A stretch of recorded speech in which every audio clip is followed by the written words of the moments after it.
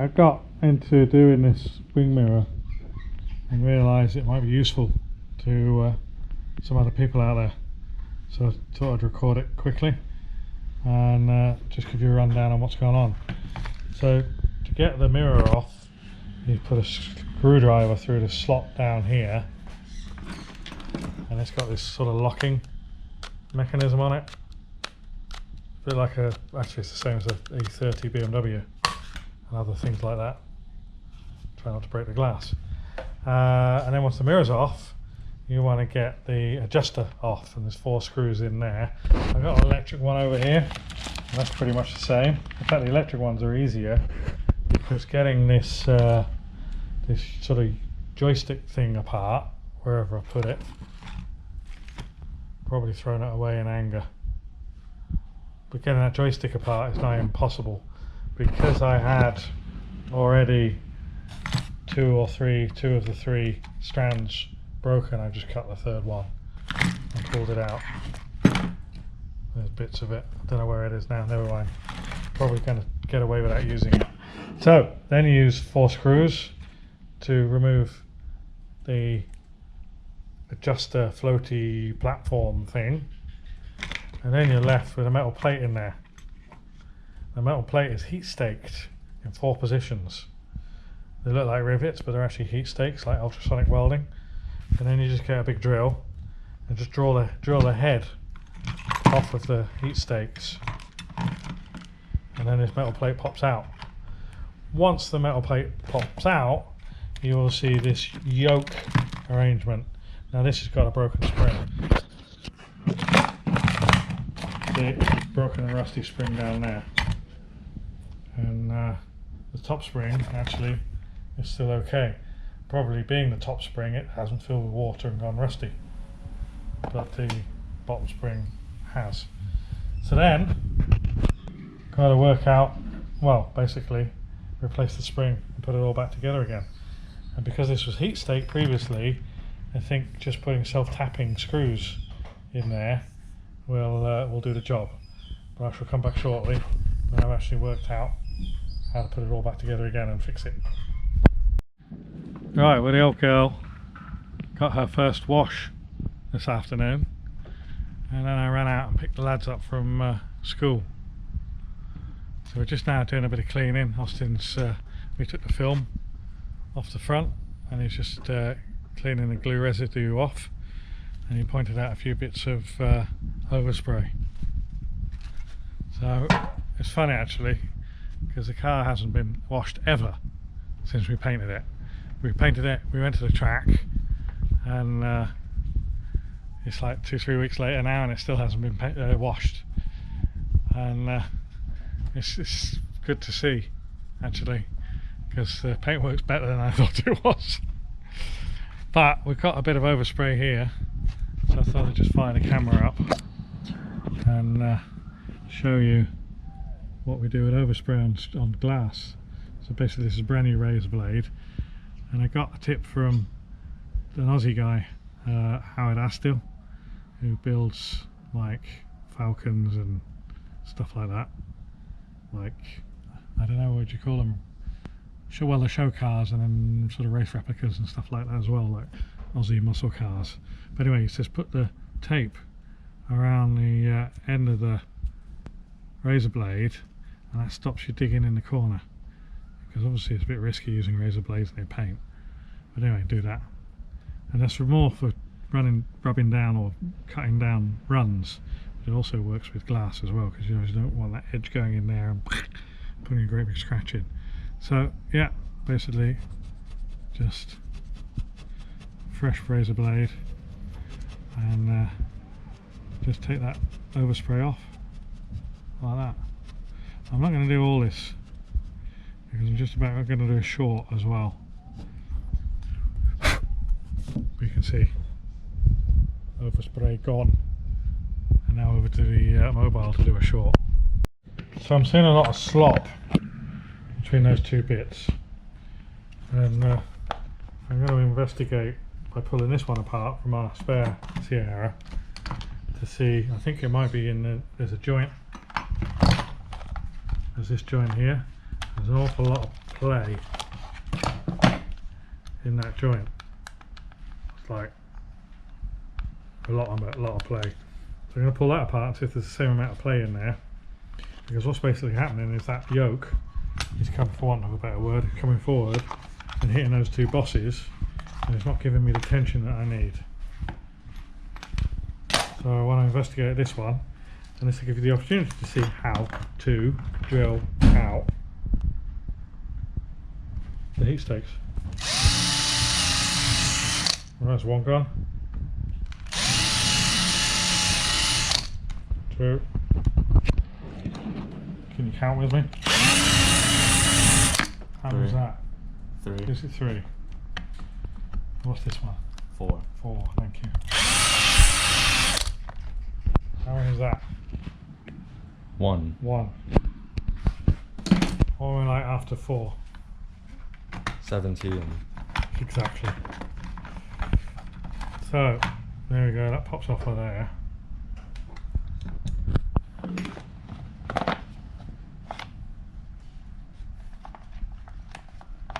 And we can see that this one's tighter. So even with that yoke pulled forward tight onto those bosses, that's tighter. Still a little bit of wobble in it, but nowhere near as much wobble as that one. Let me see if I can just demonstrate. Is that the right way up? No.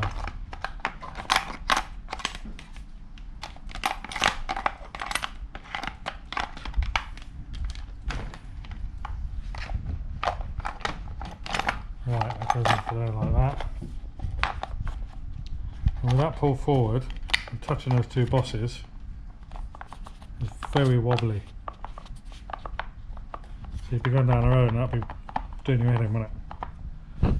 So that's why I've got to take the play out of it. With this one, it's not wobbly. Well, hardly wobbly. So I've got some rework to do on that. Right, this is tricky. Probably easier with beer. So this is your yoke and your springs. And we did this. And I said to Austin, we should have videoed that. And he looked at me and said, well, you're not pulling it apart again. I said, well, it's got to be videoed. It has to be done. So, first thing to do is to get your pin in there. You right there, mate? Yep. You got it? Yep. Right, pin's in there. And from what I said earlier about there being too much play in this, that and the other, absolute rubbish. Making it up. So that spring goes on there, and you need more than one pair of hands for sure. And if you're filming it, we have 6 pairs of hands. So you have to get these the right way up as well.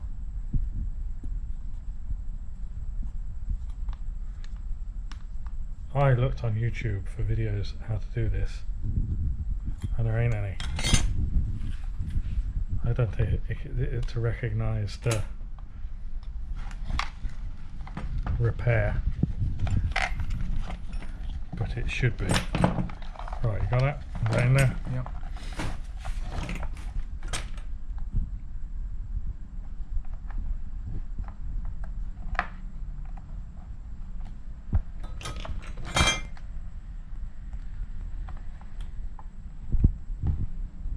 Right. That go down there like that. And these are the little hook things like that. And we're going in.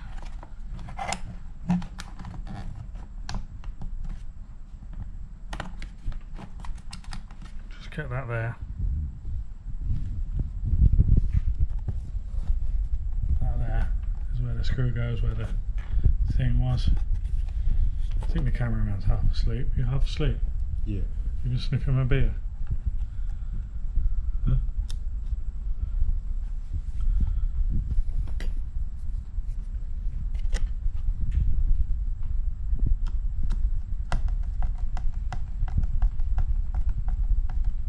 Right, get that one in there.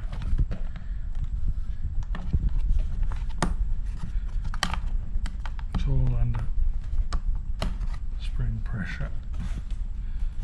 That one ain't as far as I'm going to sit there now. Because it needs to go that way a bit. There we go. Right, where's the other self tapper, mate? There.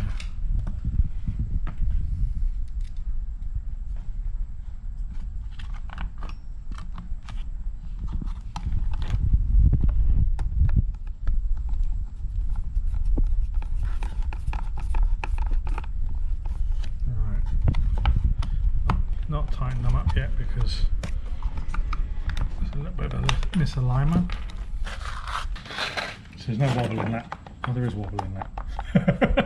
Bugger.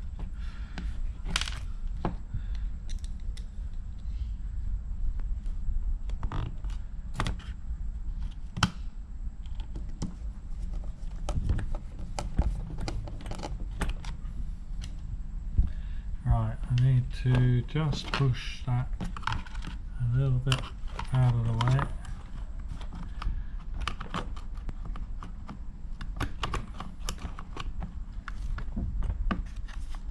Right, if I push that, Austin, can you screw that in? Yeah.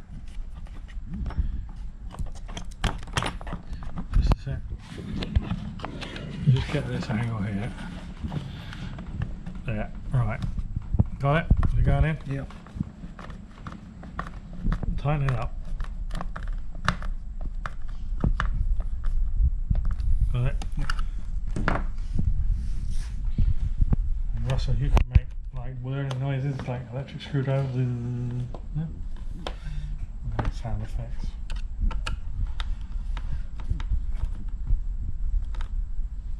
We didn't clean this, just did it. Look at all the shit in there. So maybe before we put the glass in, we just dropped it in the ultrasonic, give it a clean. It's not going to be, it's a bit wobbly. But maybe gravity's on our side, I don't know. It's certainly better than it was.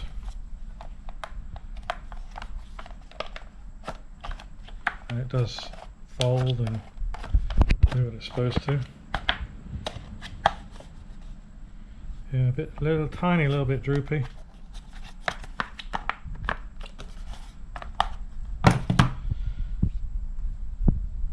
So there you have it. And then the next thing to do is drop the adjuster thing in there, whether you're electric or manual, and drop the glass in and bolt it to the car. So we'll do that. Next thing you'll see is on the car. Cheers for now.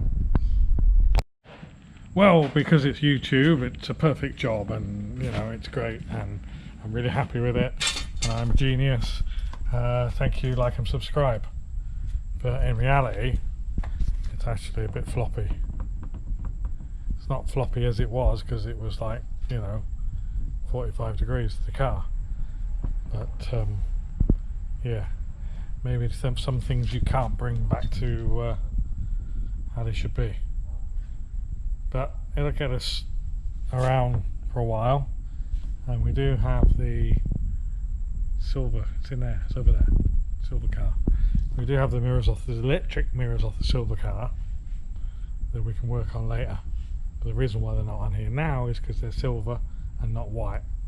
So we'll use these and bid you all good night. Funny thing is, I can actually see for the first time ever in the mirror. So it is actually happy days. So for the second time tonight, cheers, good night.